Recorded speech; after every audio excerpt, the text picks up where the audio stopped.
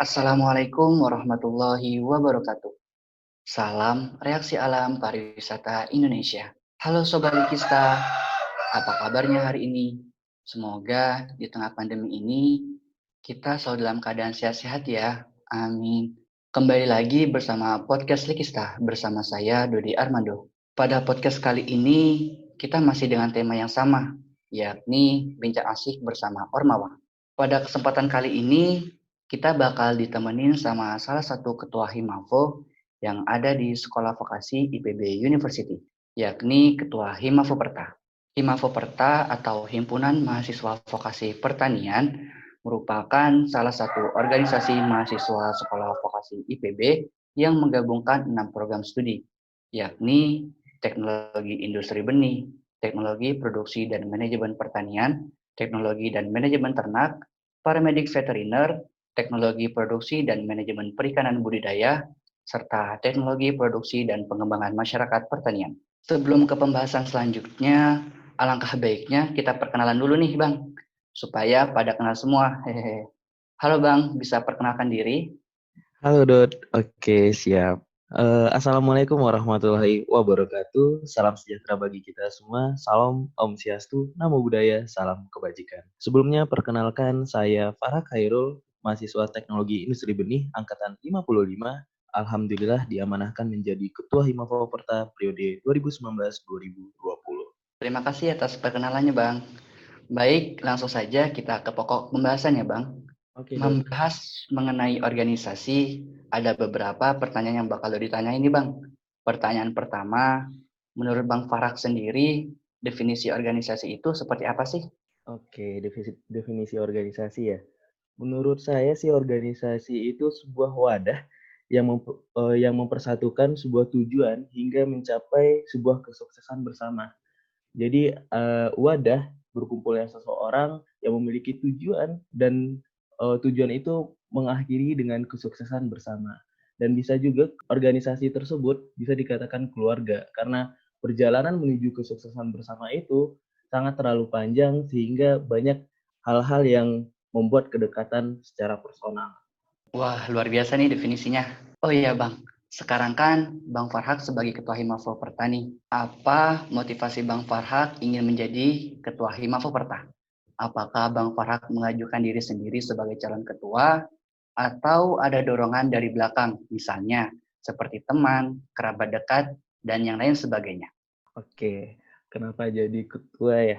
Nah, Iya awalnya betul. itu aku dikasih masukan sama teman-teman di himpunan.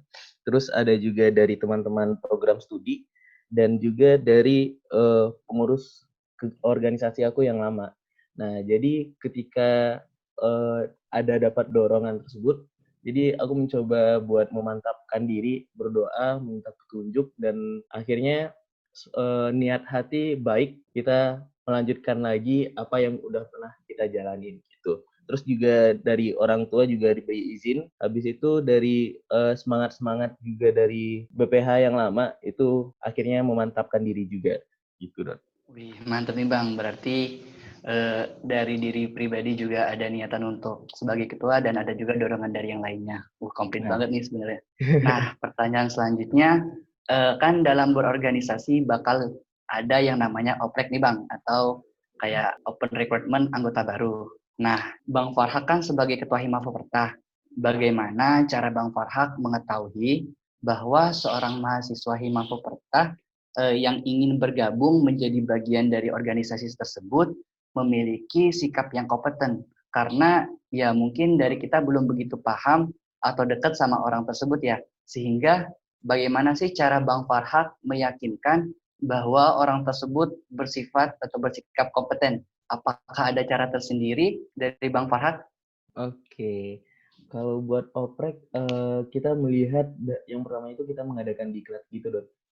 Diklat melihat kompetensi mereka itu sampai mana, keaktifan mereka.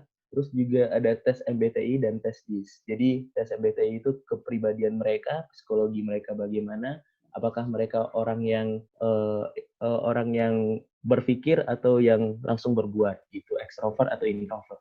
Nah, terus juga kita lihat dari CV mereka. Nah, pas wawancara ketiga aspek itu bakal kita bahas. Terus juga yang paling penting sih di diklat sih, melihat kompetensi mereka gitu.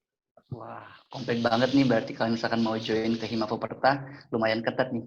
Bisa Iya. kita terapin nih teman-teman cara dari Bang Farahnya. Nah, membahas mengenai organisasi, terkadang dalam berorganisasi muncul beberapa permasalahan seperti miskomunikasi, salah mengkoordinir suatu kegiatan, keanggotaan yang pasif, dan sebagainya. Pertanyaannya, bagaimana cara Bang Farhad memperkuat hubungan internalisasi di dalam suatu organisasi? Oke, siap. Kalau permasalahan di suatu program kerja atau organisasi pasti selalu ada ya. Nah, Iya, kalau cara saya pribadi untuk mengatasi hal tersebut, yang pertama itu setiap mulai proker itu saya menceritakan sejarah proker tersebut sehingga anggota saya pun merasa memiliki merasa berada di sana gitu. Mereka tahu sejarahnya, mereka tahu mengapa mereka ada di sana. Terus yang kedua itu mengarahkan mereka apa aja yang harus mereka penuhi hingga terciptanya kegiatan tersebut. Habis itu barulah terciptalah timeline. Nah, timeline itu biasanya timeline aku sama mereka itu agak sedikit berbeda, beda 1 hari untuk mengingatkan mereka juga. Terus buat anggota yang pas gitu ya, Dot. iya betul Bang, Nah, anggota yang pasif. buat anggota yang pasif, jadi di Mafoperta itu ada departemen pansus. Jadi ketika orang yang bermasalah, yang pasif itu langsung diserahkan kepada pansus. Ketika orang tersebut 3 kali tidak mengikuti rapat departemen, 2 kali rapat umum anggota Himafoperta, nah mereka bakal masuk di buku merah dari pansus gitu. Buku Wah, buronan lah, kasarnya kayak gitu. mantap banget nih, keren-keren. Oh ya Bang, nih pertanyaan selanjutnya, kan tadi kita membahas tentang permasalahan internalisasi. Nah, Iya. pertanyaan selanjutnya mengenai permasalahan suatu kegiatan atau acara yang bakal kita adain dalam berorganisasi. Apa tanggapan Bang Farhad mengenai suatu permasalahan jika kita ingin mengadakan suatu kegiatan? Konsep dari kegiatan tersebut telah kita pikirkan secara matang-matang. Namun, ada aja kendala yang terjadi. Misalnya, pada pemimpin yang kurang menyetujui atas konsep tersebut. Kemudian juga permasalahan mengenai dana yang diberikan kurang. Nah, bagaimana cara Bang Farhad menanggapi akan hal itu? Sedangkan kita harus mengejarkan deadline yang ada. Oke, buat keputusan, saya bukan tipe pemimpin yang A harus A gitu. Jadi teman-teman anggota boleh berpikir, boleh apa sih inovasi mereka. Nah, kalau seandainya memang menyimpang, kita akan berdiskusi manakah yang lebih baik, plan A atau plan B gitu. Nah, jadi kalau seandainya mereka siap dengan risiko, saya akan menyerahkan itu kepada mereka dengan risiko tersebut. Tapi kalau seandainya mereka karena adanya risiko tersebut, mereka mau mengubah, oleh karena itu mungkin itulah guna seorang pemimpin untuk mengarahkan gitu. Tapi kalau saya nggak terlalu memerintahkan mereka menjadi A dan harus A. Kalau buat dana di Himafoperta alhamdulillah ya, di Himafoperta ada uang kas Himafoperta secara umum dan ada uang kas BPH gitu. Jadi kalau seandainya proker itu berjalan masih bisa selang-seling menggunakan dana tersebut. Terus juga buat proker-proker di Himafoperta kita juga gencar mencari sponsor. Terus kalau buat dana aku sih lebih menyuruh mereka berinovasi dulu, mereka silahkan berkreasi dulu, kalau dana kita bahas belakangan gitu. Jadi nggak ada cerita dana menghambat kreativitas dari mereka. Gitu. Wah, mantap nih tanggapan dari Bang Farhad. Oh ya Bang, nih ada pertanyaan selanjutnya mengenai waktu. Pertanyaannya, bagaimana cara Bang Farhad membagi waktu ketika waktu kuliah-kuliah, ketika tugas-tugas, kemudian organisasi-organisasi? Karena kita ketahui bahwa ya mungkin kita memiliki kesibukan yang berbeda-beda ya Bang. Sehingga kita harus pandai dalam mengatur waktu agar tetap produktif dan tidak ada kegiatan yang kita lakukan itu dirugikan atau dikesampingkan. Nah, apakah dari Bang Farhad sendiri ada triks dan tips yang harus dilakukan gitu, Bang? Oke, siap. Kalau buat aku sih, aku memang orangnya suka sibuk ya dari SMA, memang suka sibuk, nggak suka santai. Jadi kalau buat waktu kuliah, kalau kuliah aku kuliah, kalau tugas aku kerjain biasanya malam. Terus kalau rapat, aku emang orangnya suka bareng-bareng. Jadi kalau seandainya ngerjain tugas juga bareng-bareng. Terus yang penting sih ngatur waktu sih, kapan kita harus ngerjain tugas, kapan kita harus ngurus organisasi gitu. Terus juga tentukan prioritas juga. Misalnya jadwalnya bentrok antara organisasi dan kegiatan yang lain, maka kita harus menentukan prioritas. Apakah organisasi ini bisa diwakilkan atau kegiatan tersebut kita posisinya penting atau tidak. Terus juga buat teman-teman yang ingin menjadi aktivis di vokasi atau di mana saja, kalau menurut aku malah yang tidak produktif itu akan membuat hidup kita sia-sia. Jadi usahakan diri kita selalu produktif. Berarti kita itu harus memikir dulu mana yang lebih diprioritaskan gitu ya Bang, mana yang lebih penting dan itu yang harus dikerjakan paling utama. Wah, bisa kita contoh nih trik dan tips dari Bang Farhak. Nah, Bang, pertanyaan selanjutnya, sekarang kan Bang Farhak sebagai Ketua Himafoperta. Menurut Bang Farhak sendiri, apakah leadership itu sangat penting bagi diri pribadi dan apakah leadership itu berpengaruh dalam kehidupan sehari-hari?